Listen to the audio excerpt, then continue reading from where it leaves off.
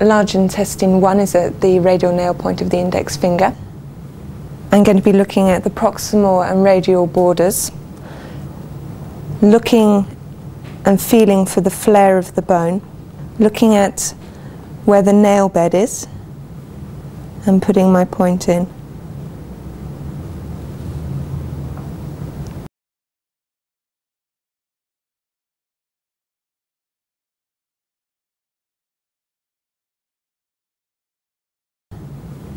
Large intestine 2 is on the radial aspect of the index finger. It's just distal to the second metacarpal joint. It's much better to locate this point with the fingers loosely flexed.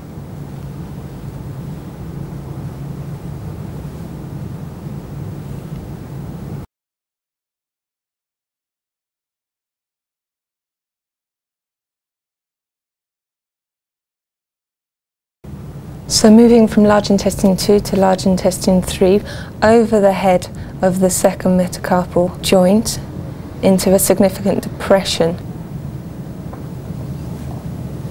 Again, the hand should be loosely flexed, so in a loosed fist, and you should fall into that point.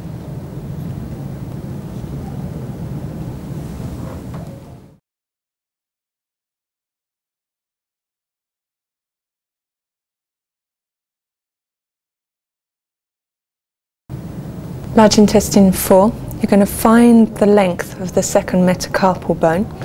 So running your finger down, finding the base, making sure that you're not actually on the carpal bones themselves, finding the midpoint of that shaft of bone,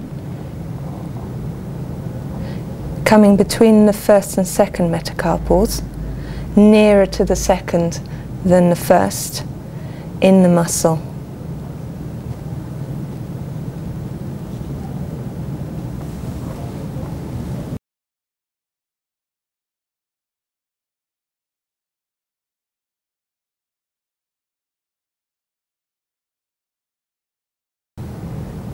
Large intestine 5 in the anatomical snuff box. I'm going to ask Laurie to extend his thumb under resistance, and that brings the snuff box into relief. And just relax. I'm going to articulate the wrist to find the deepest part of the hollow now it's relaxed. And I'm going to put my point in, which is in between the two tendons of extensor pollicis longus and brevis.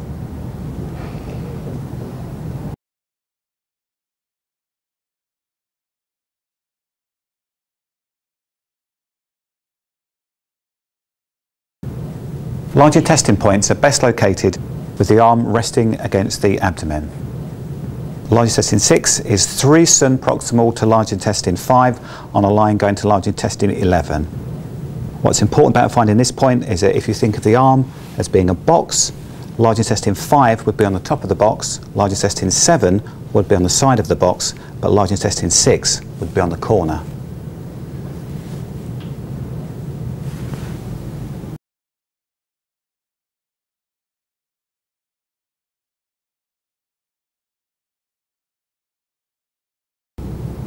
Large intestine 7 is located 5 cm proximal on a line joining large intestine 5 and large intestine 11. The point has quite a bony feel.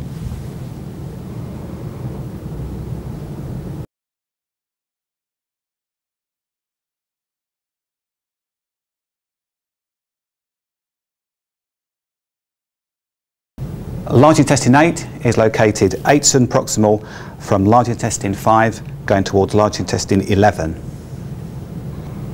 Palpate for a nice groove in the muscle.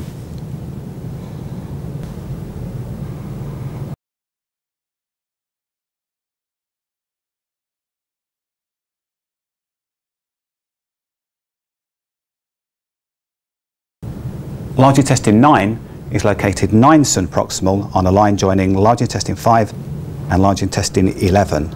Run your finger along that line and you'll find at 9 cm you'll fall into a nice groove in between the muscles.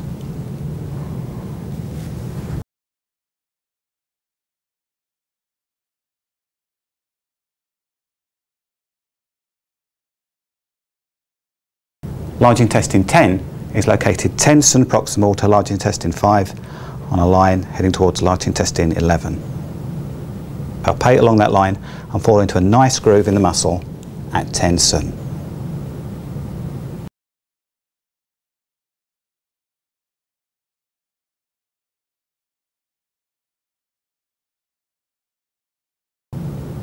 Large intestine 11 is located at the midpoint between lung 5 and the prominence of the lateral epicondyle of the humerus.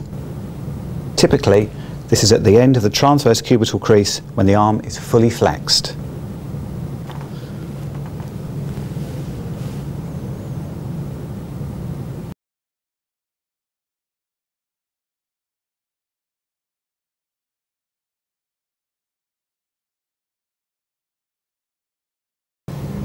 Large intestine 12 is located 1 cm superior and 1 cm lateral to large intestine 11.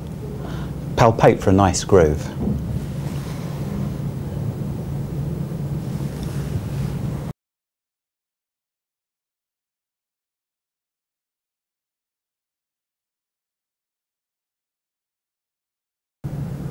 Large intestine 13 is 3 cm superior to large intestine 11.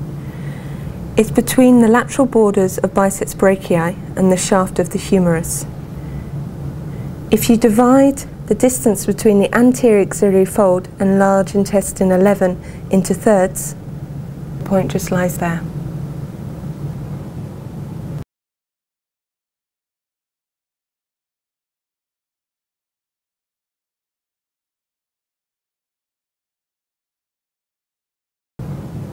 Large intestine 14 is located on a line joining large intestine 11 to large intestine 15.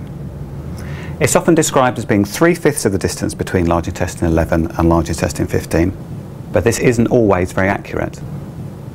The best way to find it is to have a person adduct their arm against pressure and then palpate down until you find a nice depression on the inferior aspect of the deltoid muscle. It's important to realise that when the arm is relaxed, this point isn't at the exact tip of the deltoid, it's slightly anterior and slightly superior on a line joining these 2 points.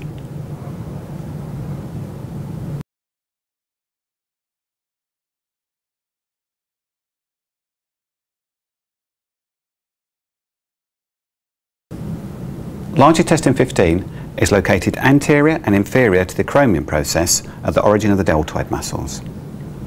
The easiest way to find this point is to take the weight of the person's arm, extend their arm, and palpate for the clefts between the anterior, lateral, and posterior heads of the deltoid. If you push medially, you should be able to feel the bony extremity of the acromion process. You need to locate this point inferior to the acromion process between the anterior and lateral heads of the muscle. Mark this point when the arm is then relaxed.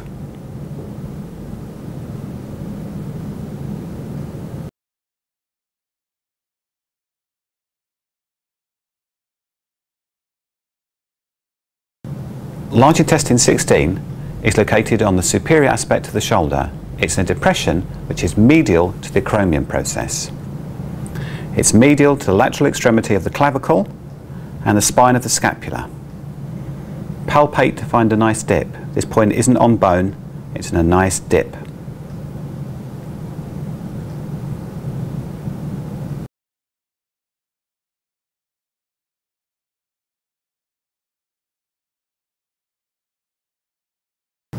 Large intestine 17 is located 1 cm inferior to large intestine 18, but on the posterior border of the sternocleidomastoid. If the person turns the head against resistance, it should be quite easy to locate the sternal body of the sternocleidomastoid.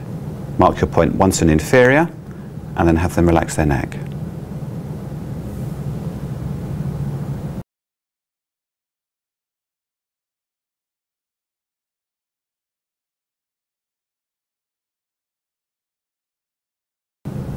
Large intestine 18 is located on the side of the neck on a contour with a laryngeal prominence. It's in between the 2 bellies of the sternocleidomastoid. To bring the 2 bellies into relief, have the person turn their head against resistance. it becomes quite easy to see the sternal and the clavicular bellies of this muscle. Locate your point in between the two bellies and then have them relax their neck again.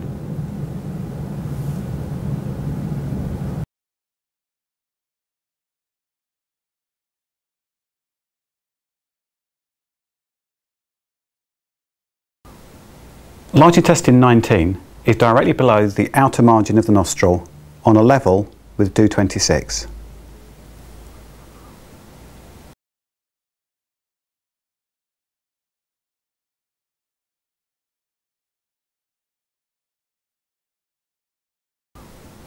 Large intestine 20 is located in the nasolabial groove, level with the midpoint of the ala nasi. The ala nasi is the nostril, so find the superior border of the nostril, the inferior border of the nostril, hence the midpoint, and come out into the nasolabial groove.